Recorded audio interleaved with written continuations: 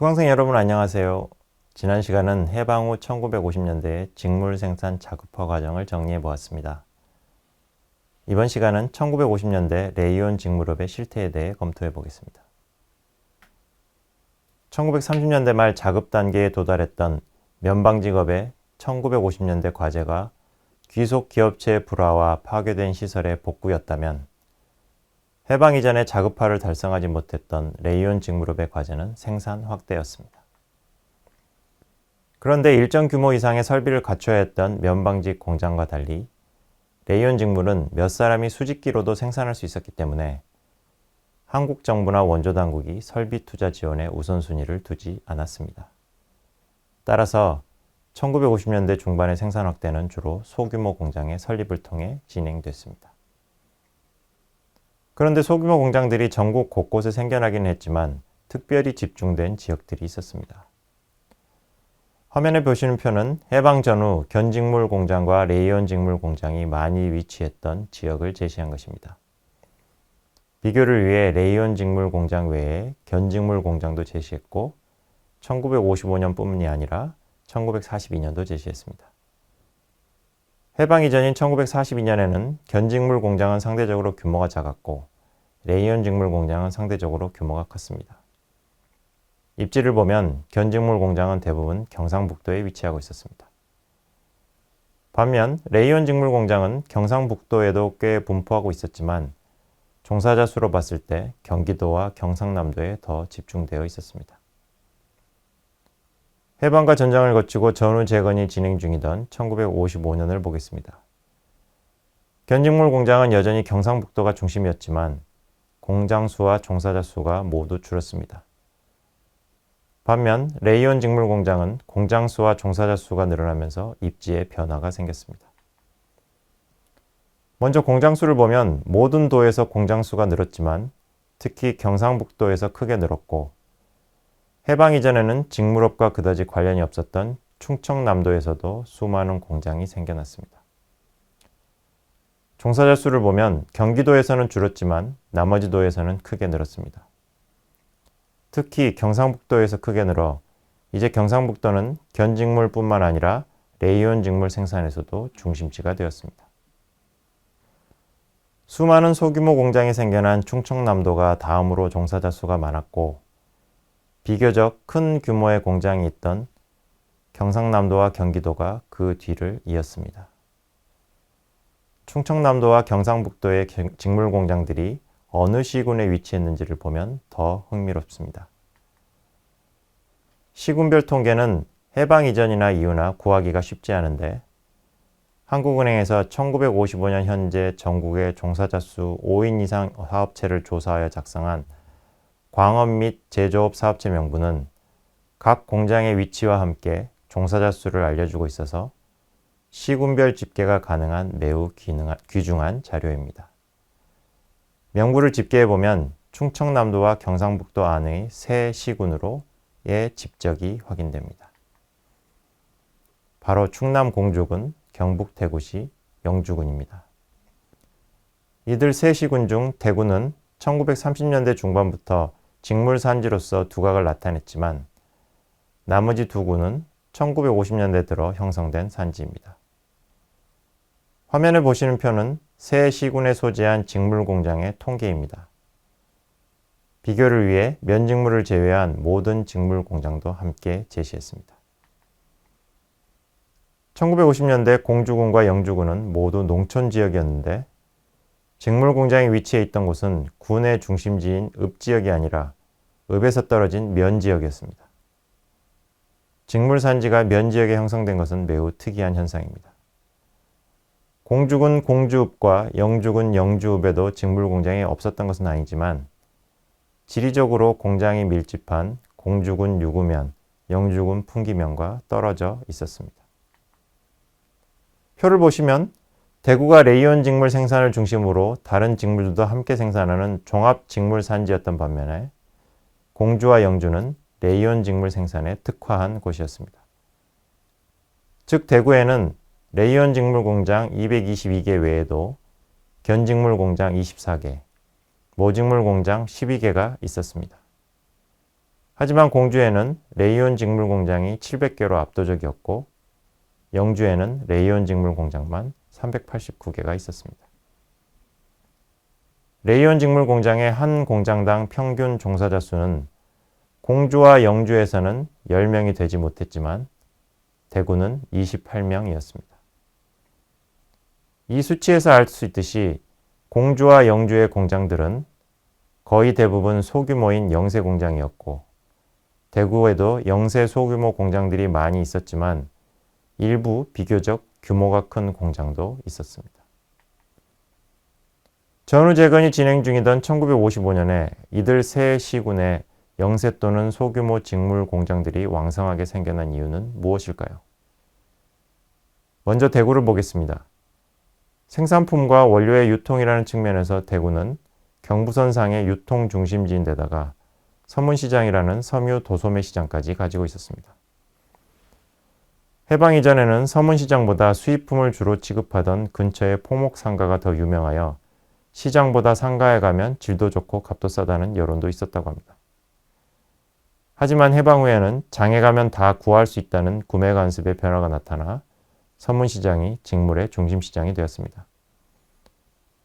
상가에서 시장으로의 유통 중심의 이동은 수입의 두절, 생산자 수의 증가, 소비 직물의 저급화 등이 낳은 결과로 생각됩니다. 원료 레이온사는 수입항인 부산에서 더 싸고 편리하게 구할 수 있었을 것이지만 대구에서도 서문시장 바로 옆에 동산동에 큰 실상가가 형성되어 있었습니다.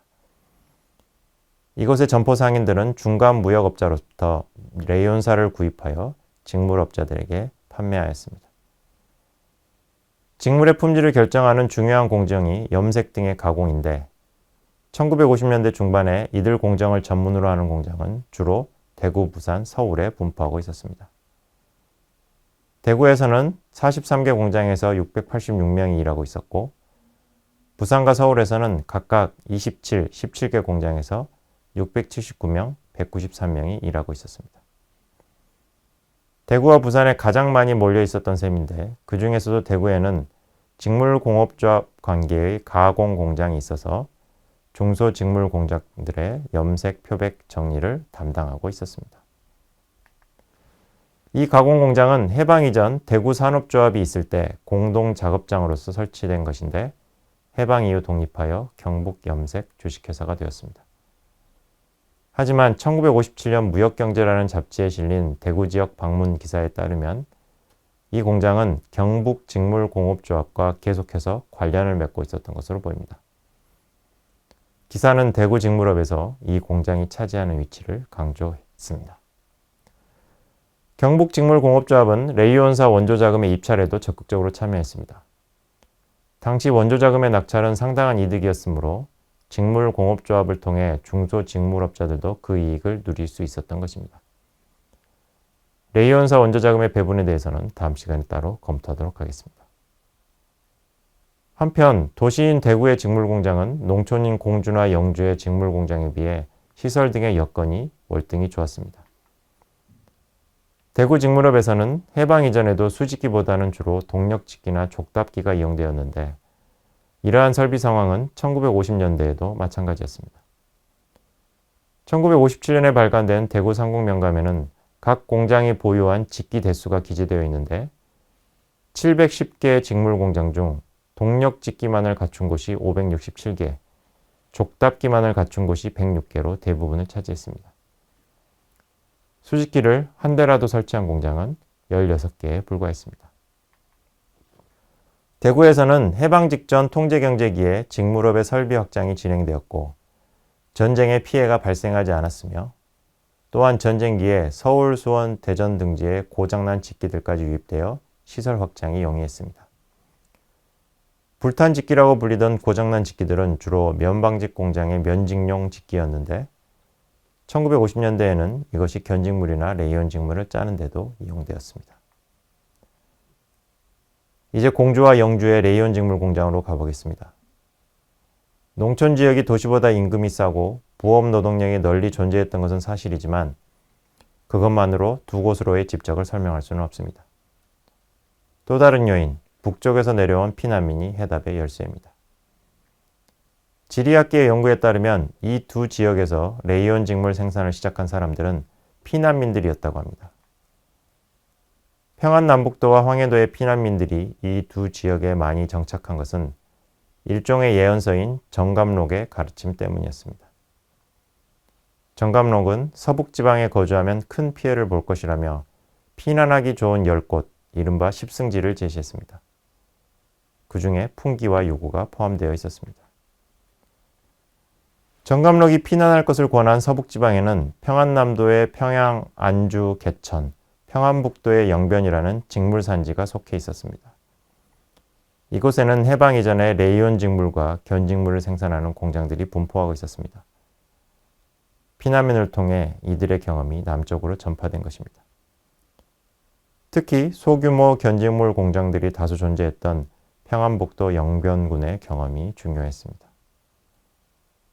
공주와 영주의 레이온 직물 생산은 1950년을 전후한 시점에 바로 영변과 그 인근 출신 피난민들의 영향하에 시작되었습니다. 해방 이전 평안남도의 레이온 직물 공장은 주로 동력직기를 사용했기 때문에 전기를 이용하기 어려웠던 1950년대 한국 농촌으로 경험이 전파되기 어려웠을 것으로 생각됩니다. 반면 주로 수직기를 사용했던 영변 견직물 생산의 경험은 그곳 사람들이 폭넓게 공유했던 것이었고, 동력직기와는 달리 계량 수직기는 목재여서 피난온 농촌의 목공소에서도 만들 수 있었습니다. 영변을 비롯한 서북지방의 농촌 직물의 경험은 견직물에서 레이온 직물로의 전환을 거쳐 쉽게 농촌에 접목되었습니다. 화면에 보시는 사진은 초창기 영주군 풍기면 직물 공장의 모습입니다. 보이는 것만 해도 직기가 20대 가까이 됩니다. 나름대로 규모가 있는 공장이었던 셈인데 직기마다 여공이 한 사람씩 앉아있는 것으로 보아 모두 수직기입니다. 이 모습은 해방 이전 신문에 실렸던 영변의 직물공장 사진과 흡사합니다.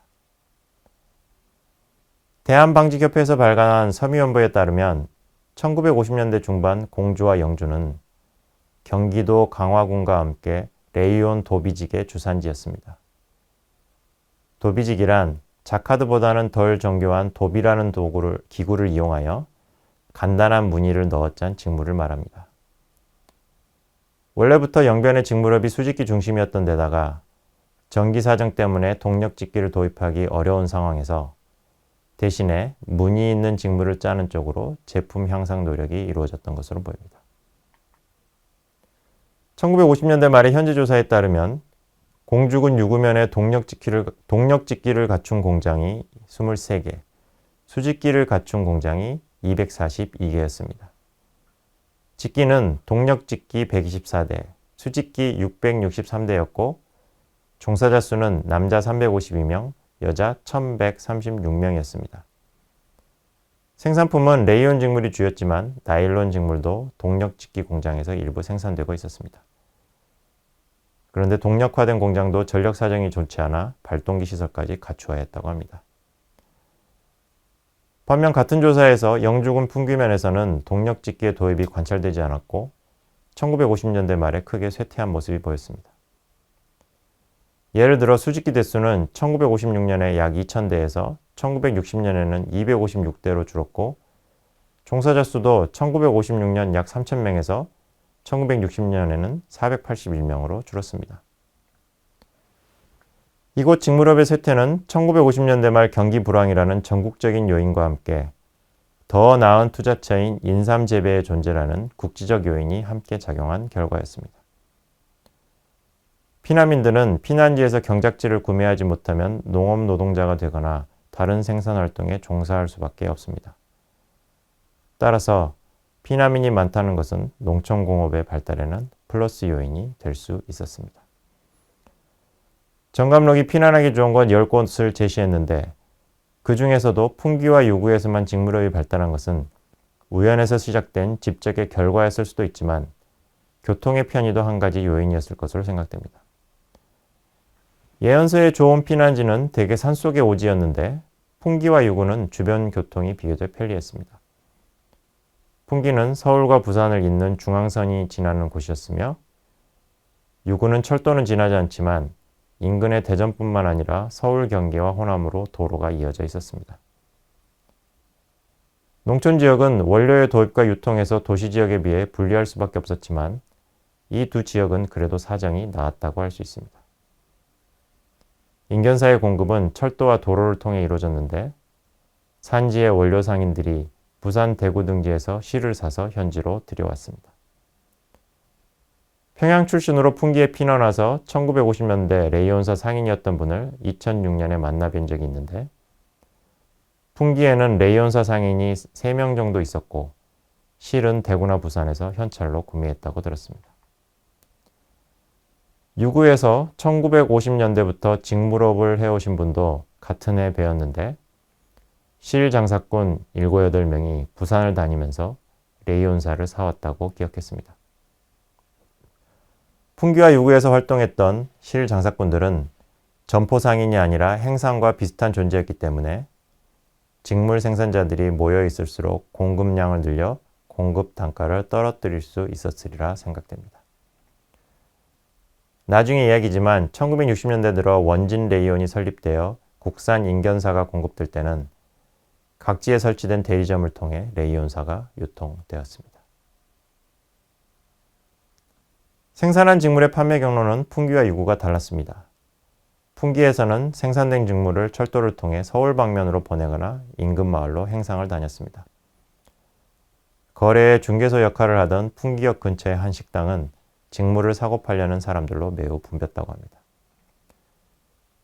풍기 직물은 주로 서울의 남대문이나 동대문 시장으로 팔려나갔다고 하는데 대구라는 거대한 직물 산지의 힘 때문에 중앙산의 남쪽으로는 멀리 내려가지 못했을 것입니다. 한편 1950년대 말 조사 자료에 따르면 유구에는 생산품을 수집해가는 중간 상인이 많이 존재했고 이들은 길가에서 직물을 거래했습니다. 이들을 위탁상이라고도 했습니다. 이와 같은 유통구조는 철도와는 달리 여러 갈래로 갈라지는 도로의 특성이 만들어낸 결과였던 것으로 보입니다. 북쪽으로는 서울, 남쪽으로는 호남 지방에서 상인들이 유구로 왔을 것이고 이들을 위탁상들이 상대했을 것입니다. 지금까지 소규모 공장들이 집적했던 대구, 영주, 공주의 레이온 직물업의 실태를 살펴보았습니다. 이제 비교적 규모가 컸던 공장으로 눈을 돌려보겠습니다. 화면에 보시는 표는 1955년 사업체 명부와 1963년 사업체 명부에서 종사자 수 500명 이상인 레이온 직물 공장을 뽑아본 것입니다. 1955년에는 조선견직 하나였는데 1554명이 일하고 있었습니다. 이 기업은 해방 이전에 일본인들이 만든 아사히 견직을 부산의 기업인 김지태가 불화받은 것입니다. 다음으로 수원의 성경직물은 1955년에는 185명이 일하고 있었지만 1963년에는 500명 이상으로 규모가 커진 기업입니다.